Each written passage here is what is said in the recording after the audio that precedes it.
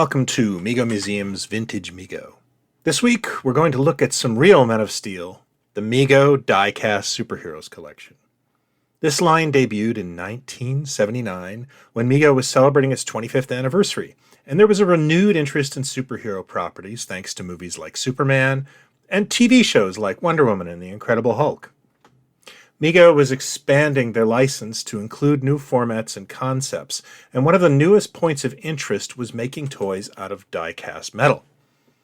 According to Marty Abrams, Mego began exploring die-cast manufacturing thanks to another toy company. His father, David, was friends with the president of Aviva, who held the Snoopy license, and asked if Mego's Lion Rock facilities would be able to produce a series of die-cast cars based on the characters. This opened the door for Mego and Lion Rock to dabble in something other than plastic, and they began to utilize die-cast in things like the Micronauts toy line, their own die-cast line of cars called Speed Burners that debuted in 1978, and the die-cast superheroes. Die-cast would also be the centerpiece of Mego's final action figure line, Eagle Force, but that is another show. The original lineup was for 5 figures, with a Captain America being fully sculpted. However, before production began, the character was cut. A copy of the original sculpt was kept by a former employee, but was sadly lost in a move. Just wanted to mention that the 3rd issue of our magazine, Toy Ventures, is now available. If you like the content here and you like reading about vintage toys in an analog way, please consider checking it out. We're very proud of this new issue. We do have back issues available. We even offer a bundle of all 3.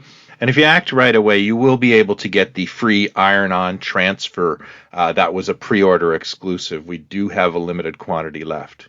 Thank you for considering. The links are below in the description. So the line consisted of what you would call the big 4 superheroes for the era. Superman and Batman for the DC side of things, and Hulk and Spider-Man representing Marvel.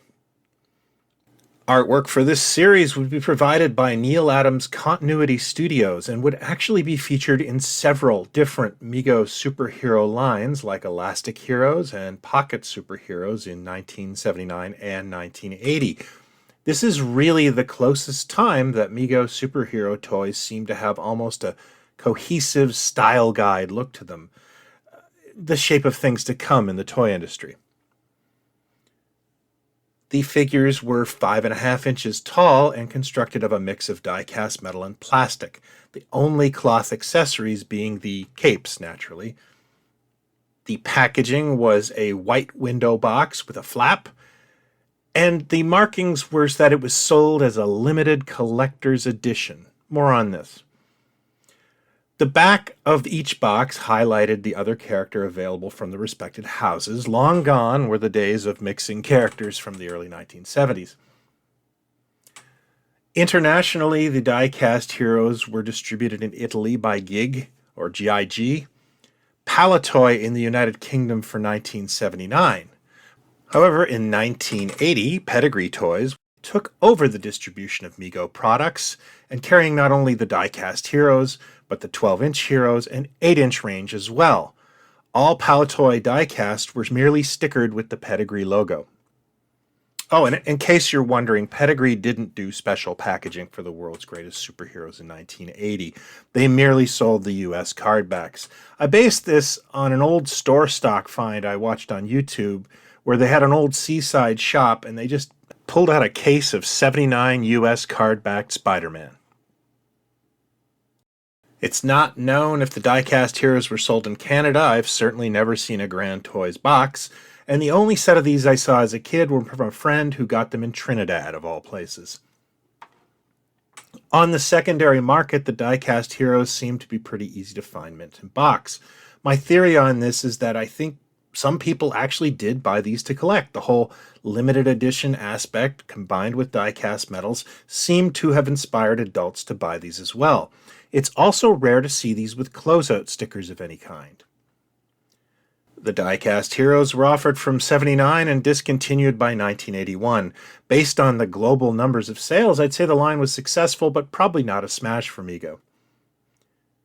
Based on recent closed auction, it's still possible to get a mint in box example for anywhere from $80 to $200, which makes them a lot less pricey than other Mego superhero lines of the time. So it's a real diamond in the rough to collect. It is a little difficult to find mint examples that are loose, and this is because they can get damaged really easily. The paint can chip off or thumb can break. So usually I would say try to go for mint in box. That way you're going to get a nice figure. What is your take on the die-cast heroes? Do they belong in your collection, or are you just going to stick to the 8-inch World's Greatest Superheroes? Let me know in the comments below. You can also hit me up on Twitter at Mego Museum. You can also join our Facebook group, Mego Mania, or, as always, at the forums at megomuseum.com. No wrong way to do it, and I'd love to hear your voice. That's it for me this time. If you're new to this, I hope you'll consider hitting like and subscribe. We do this every week.